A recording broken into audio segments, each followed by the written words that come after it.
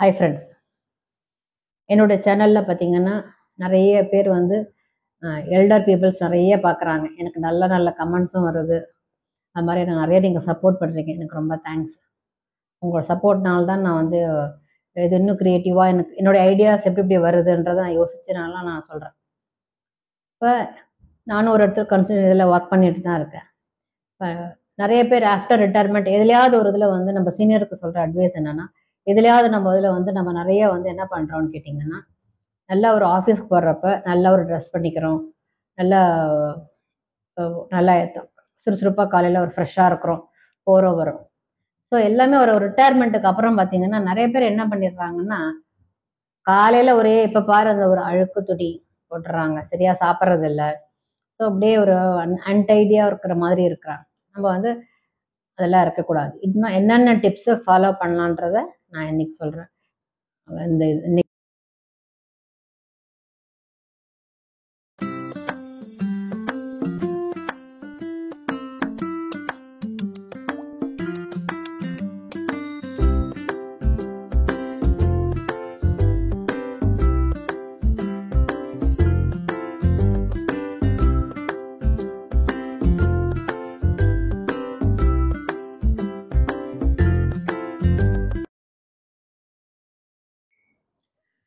அதில் முதல்ல இது பார்த்தீங்கன்னா, முதல்ல நம்ம ஆரோக்கியத்தை பார்த்துக்கணும். முதல்ல இவ்வளோ காலம் நம்மளுக்குன்னு ஒரு ஒரு வேலையில் இருக்கிறவங்களுக்குலாம் பார்த்தீங்கன்னா, இவ்வளோ காலத்துக்கு ஒரு ஒரு ஷெடியூல் வச்சுருப்போம். காலையில் 10 மணிக்கு போனோம், நைட்டு வரோம் அப்படின்னு இருக்கிறப்ப நம்மளை கவனிக்கிறதுக்கு கொஞ்சம் நம்மளுக்கு டைம் இல்லாமலே முதல்ல நம்மளுக்கு இருக்கும். நம்மளே நம்ம பார்க்காம இருக்கோம். சில பேர் கொஞ்சம் குரூப். ஆனால் முதல்ல நம்ம ஃபஸ்ட்டு அது வந்து நம்மளுக்கு ஏஜ் ஆகிடுச்சுன்ற அந்த ஒரு தாட்ஸ் இல்லாமல் நம்பர் தான். ஏதோ ஒரு காலகட்டத்தில் ஒரு கவர்மெண்ட்டாக இருக்கிறவங்க, ப்ரைவேட்டில் இருக்கிறவங்க, நம்மளுக்கு ஏதோ ஒரு இதுக்கு முடிஞ்சு போச்சு, அந்த லைஃப் முடிஞ்சிடுது. இப்போ ஆஃப்டர் 60க்கு பிறகு ரீபார்ன் நம்ம பண்ணியிருக்கிறோம். அப்படின்னு ரீபார்ன் பண்ணணுன்ற நம்ம நினைக்கிறப்ப கண்டிப்பாக வந்து நம்ம புது புது ஸ்கில்ஸை கற்றுக்கணும். இந்த மாதிரிலாம் இருக்குது. அப்போ முதல்ல வந்து பார்த்தீங்கன்னா நம்ம ஹெல்த்தை நம்ம முதல்ல பார்த்துக்கணும். முதல்ல நம்ம எப்படி வேலைக்கு போனோமோ அதே மைண்ட் செட்டில் தான் நம்ம இருக்கணும். கொஞ்சம் ரிலாக்ஸ்டாக இருந்தால் கூட முதல்ல காலையில் எழுந்து என்ன பண்ணணும்னா நல்ல ஹெல்த்தி ஃபுட்டாக நல்லா சாப்பிடுங்க. நீங்கள் அதே மாதிரியே அவசர அவசரமாக நம்ம சாப்பிட்ருப்போம். ஒரு பிளான் பண்ணிக்கோங்க. நல்ல காலையில் ஒரு எப்படியுமே மார்னிங் வந்து உங்களுக்கு அந்த பிரேக்ஃபாஸ்ட்ன்றது என்னன்னா, பழைய நைட்டெல்லாம் ரொம்ப நேரம் சாப்பிடாம இருப்போம். காலையில் அதை வந்து கட் பண்ணுறது தான் பிரேக்ஃபாஸ்ட்னு பேர். ஸோ காலையில் நல்ல ஒரு ஹெல்த்தியாக ஒரு பிரேக்ஃபாஸ்ட்டு, மத்தியானம் வந்து நல்ல ஒரு லஞ்சு, நைட்டும் உங்களுக்கு என்ன தேவையோ இல்லை மைல்டாக சாப்பிடுங்க. ஸோ இது இந்த ஏஜ் இந்த ஆஃப்டர் 60s இதெல்லாம் நீங்கள் கொஞ்சம் ஹெல்த்தை ஃபாலோ பண்ணும்போது, லஞ்சில் ஃபாலோ பண்ணும்போது ஃபுட்டு வந்து உங்களுக்கு நல்ல ஹெல்த்தி ஃபுட் ஆகிடுங்க. ஏன்னா ரொம்ப இன்டேக் நமக்கு முடியாது. ஸோ அப்படின்னு இருக்கிறப்ப நல்ல ஒரு ஹெல்த்தி ஃபுட்டாக நம்ம வந்து பிளான் பண்ணி நிறைய நியூட்ரிஷன்ஸாக, இப்போ நான்வெஜ் சாப்பிட்றவங்கன்னா அதுக்கு தகுந்த மாதிரி, வெஜிடேரியன்னா அதுக்கு தகுந்த மாதிரி என்னென்ன சாப்பிடணுன்றதெல்லாம் உங்களுக்கு தெரியும். அது மாதிரி நிறைய ப்ரோட்டீன்ஸு, ஃபைபர்ஸ், மினரல்ஸ் இதெல்லாம் இருக்கிறது நிறைய நீங்கள் இன்டேக்ஸ் எடுத்துக்கோங்க. பசிச்சு சாப்பிடுங்க. நீங்கள் தண்ணி வந்து பார்த்தீங்கன்னா காலையில் வெந்நீர் கொஞ்சம் குடிக்கலாம். இதெல்லாம் நம்ம வந்து ஒரு டிப்ஸ் எடுக்கலாம். நிறைய அந்த நெல்லிக்காய் இதெல்லாம் வந்து காலையில் பம்ப்கின் இருக்கு இல்லையா, பூசணி, வெள்ளை பூசணி, இதுக்கெல்லாம் ஒரு ஜூஸ் குடிக்கலாம். இதெல்லாம் நம்ம வந்து ஒரு டயட் பிளான் பண்ணிவிட்டு நீங்கள் ஒரு சார்ட்டு போட்டு வச்சுக்கோங்க. முதல்ல எப்படி இந்த வாரத்துக்கு என்ன அப்படி அப்படின்னு ஒரு சார்ட்டு போட்டுக்கிட்டு, நம்ம பர்சனலாக இவ்வளோ காலம் நம்ம வந்து ஓடிட்டு இருக்கிறதுனால நம்மளால ஒரு பிளான் பண்ண முடியாது. அப்படி போட்டிங்கன்னா முடிஞ்ச அளவுக்கு நீங்கள் முதல் நாளே அதெல்லாம் வாங்கி வச்சு ப்ரிப்பேர் பண்ணி உங்களுக்குன்னு முதல் இது வந்து நீங்கள் அப்படி முதல்ல ஒரு டயட்டுக்கு ஒரு சார்ட் போட்டு அதை வச்சுக்கோங்க. பார்த்தீங்கன்னா சுவர் இருந்தால்தான் சித்திரம். 60 வயசுக்கு பிறகு நம்மளுடைய நிறைய உடல் உபாதைகள் நிறைய வரதுக்கு சான்சஸ் உண்டு. அப்படின்னு இருக்கிறப்போ நம்மளுடைய அந்த இளமை காலத்தில் இருந்த அந்த துள்ளல் குதிப்பெல்லாம் நம்ம 60ல் அடங்கிடுவோம். அப்போ இருக்கிற ஒரு வீராப்போ ஒரு இதுவோ இப்போல்லாம் நம்ம கண்டிப்பாக நம்மளுக்கு இருக்காது. உடம்புலையும் ஃப்ளெக்சிபிலிட்டின்றது உங்களுக்கு வராது. அப்படி இருக்கிறப்போ நீங்கள் என்ன பண்ணணும்னா சின்ன சின்ன எக்ஸசைஸ் எதையாவது ஒன்று நம்ம பண்ணி தான் ஆகணும். பண்ணுறப்ப தான் நம்மளுக்கு வந்து சின்ன சின்ன மூமெண்ட்ஸ் நிறைய நீங்கள் சேரில் உட்காந்து செய்யலாம். என்னோட சேனல்லே நிறைய உங்களுக்கு போட்டிருக்கேன், இன்னும் ஃபியூச்சர்லேயும் போடுவேன். ஸோ அதை மாதிரி உட்காந்து என்னென்ன பண்ணலான்ற மாதிரி நீங்கள்லாம் பண்ணிங்கன்னா அப்போ உங்களுக்கு ஃப்ளெக்சிபிலிட்டி கொஞ்சம் கொஞ்சமாக வரும். உங்களால் ஃபுல் பாடி செய்ய முடியலன்னா அட்லீஸ்ட் ஒரு நாளைக்கு தலை, நான் ஒரு நாளைக்கு 9 ஜாயின்ட்ஸை வந்து நீங்கள் ஆக்டிவேட் பண்ணுறதுக்கு பாருங்கள். அதுக்கு பேர் தான் ஜென்ரலாக வார்ம் அப்னு சொல்லுவாங்க.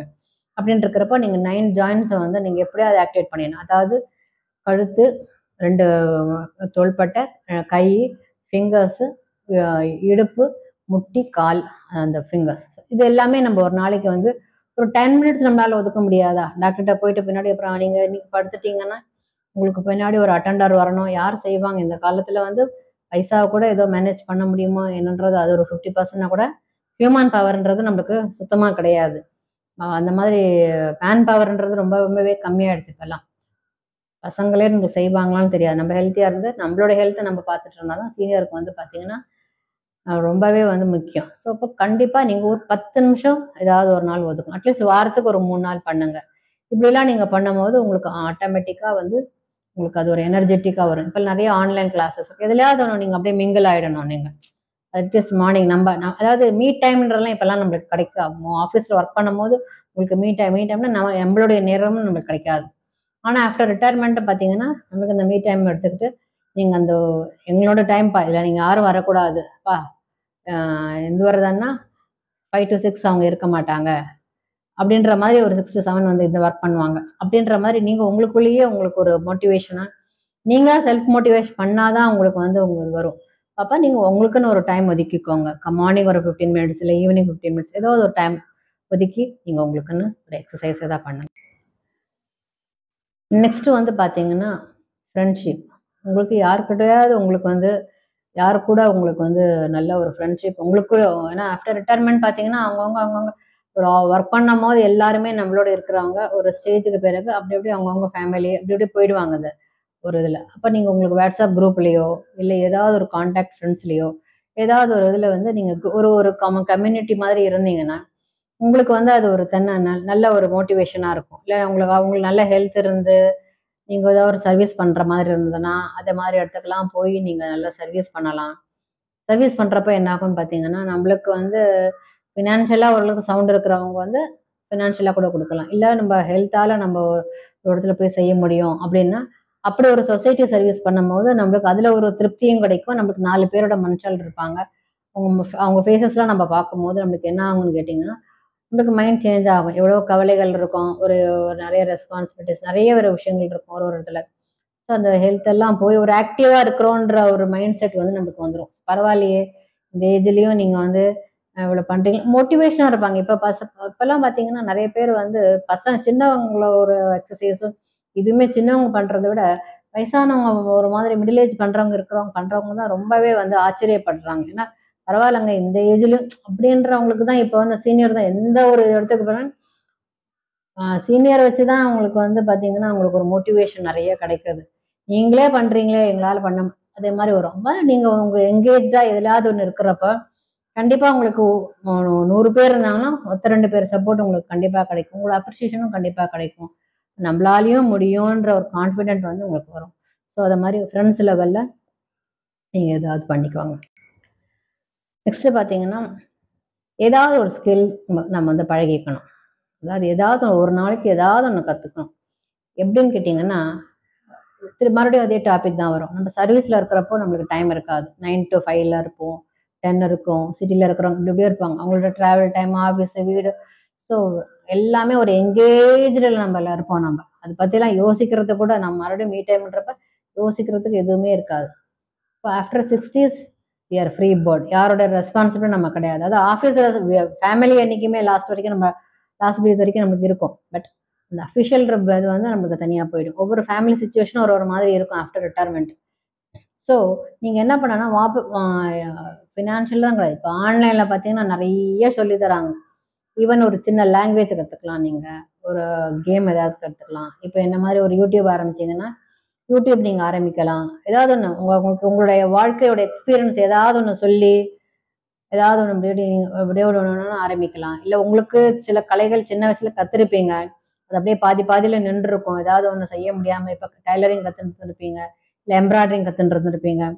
அப்போ வந்து ஒரு பிஃபோர் மேரேஜ் நம்ம பேரண்ட்ஸோட இருந்திருப்போம். அப்போ வந்து அவங்களுக்கு அந்த கலர் இருக்கும். ஆஃப்டர் மேரேஜ் மறுபடியும் அந்த 30 years 40 years வந்து நம்ம அஃபிஷியல் இருக்கிறப்போ அதெல்லாம் மறந்து போன மாதிரி இருக்கும். இல்லை நம்மளால அதை ரீக்ரியேட் பண்ண முடியாமல் இருக்கும். ஸோ அதெல்லாம் வந்து இன்னைக்கு இருக்கிற மாடர்னைஸ்ட் இன்னைக்கு இருக்கிற வேர்ல்டுக்கு இன்னைக்கு இருக்கிற டெக்னாலஜிக்கு நீங்கள் கற்றுக்கிறப்போ நீங்கள் வந்து உங்களுக்கு வந்து இன்னும் கொஞ்சம் நல்லா மோட்டிவேஷனாக இருக்கும். அதாவது முன்னாடியெல்லாம் பார்த்தீங்கன்னா உங்களுக்கு டெக்னிக்கல் தெரியலன்னா ஒன்றும் பெரிய விஷயம் கிடையாது.